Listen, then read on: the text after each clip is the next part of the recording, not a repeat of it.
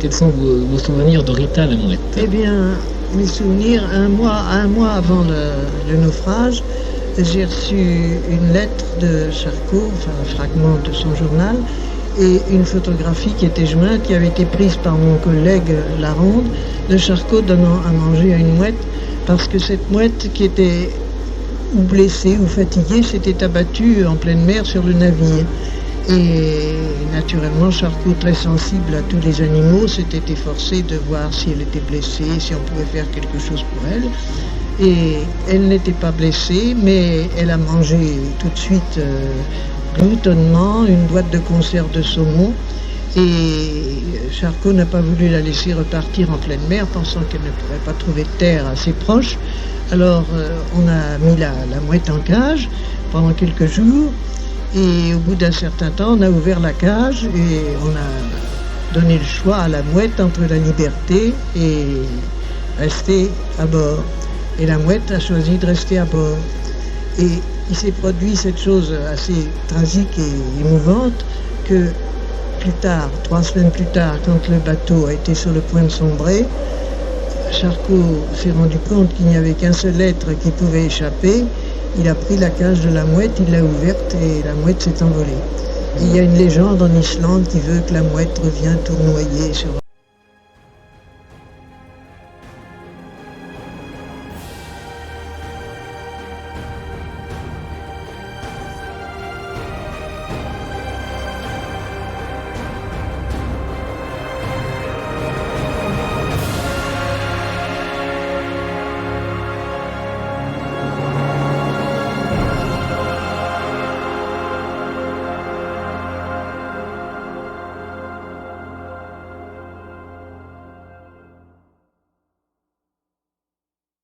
« 11 janvier 1909. Je fais remettre la machine en route et au grand étonnement de tous, contrairement aux décisions antérieures, je fais gouverner à l'est. Je déjeune rapidement pour n'attirer l'attention de personne et je remonte m'installer dans le nid de corbeau avec mes jumelles. Il n'y a plus de doute, ce ne sont pas des icebergs qui dressent là-bas leur sommet pointu vers le ciel, mais une terre nouvelle, une terre que l'on voit nettement à l'œil nu, une terre bien à nous. Il faut avoir vécu ces mois d'attente et d'inquiétude, de crainte de l'insuccès, de désir de bien faire, de volonté de rapporter à son pays quelque chose d'important pour comprendre tout ce que contiennent ces 2 mots que je me répète à voix basse, une terre nouvelle.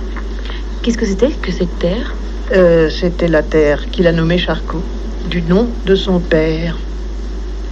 Ce sont des lettres, ou plutôt un journal sous forme de lettres qui m'adressait aux escales, et dont il se servait parfois ensuite à terre pour faire établir ses rapports.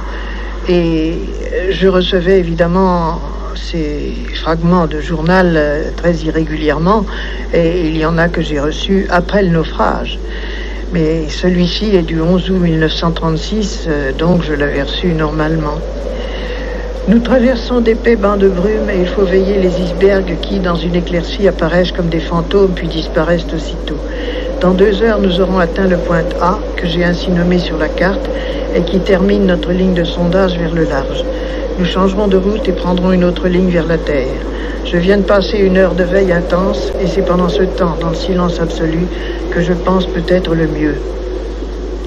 Nous traversons d'épais bancs de brume et il faut veiller les icebergs qui, dans une éclaircie, apparaissent comme des fantômes puis disparaissent aussitôt. Dans 2 heures, nous aurons atteint le point A, que j'ai ainsi nommé sur la carte, et qui termine notre ligne de sondage vers le large. Nous changerons de route et prendrons une autre ligne vers la terre. Je viens de passer 1 heure de veille intense et c'est pendant ce temps, dans le silence absolu, que je pense peut-être le mieux. 14 août 1936. Nous avons la voilure dessus. Et malgré la grosse mer qui reste du coup de vent d'hier et de ce matin, nous marchons rapidement, escamotant la houle. Je suis resté sur la passerelle voir se lever le jour. Avec des échappées de rose et de bleu pâle, ce sont toutes les symphonies de gris, affectant d'étranges formes, soit arrondies, soit en éventail, le tout d'une douceur inouïe et comme un joyau, un mince croissant de lune dans une trouée bleue. Maintenant, après avoir longé la magnifique côte ouest d'Islande, nous allons bientôt doubler le dernier cap et entrer dans les Afjords où nous mouillerons. Soirée magnifique avec coucher de soleil très momentané, déployant les jeux de lumière les plus fantastiques et inimaginables. Reykjavik, 11 septembre 1936. Je suis en mauvais état moral et nerveux. Après avoir cru que la réparation de la chaudière serait relativement insignifiante, on s'est rendu compte au cours des travaux que nous avons passé très près d'une explosion qui, si elle n'avait pas envoyé le bateau au fond, aurait au moins tué quelques hommes et que nous courions les mêmes risques sans une réparation complète. Il y a de quoi ébranler les nerfs les plus solides. 14 septembre 1936. C'est fou ce que le vent souffle pendant que j'écris. Il semble qu'il veuille arracher les amarres, enlever la mâture, et je ne peux rien contre lui.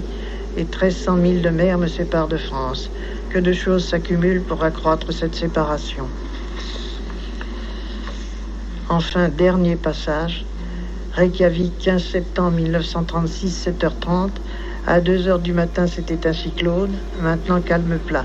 Nous nous disposons à partir dans la matinée après avoir reçu la météo. Nous allons partir. Que va être cette traversée ?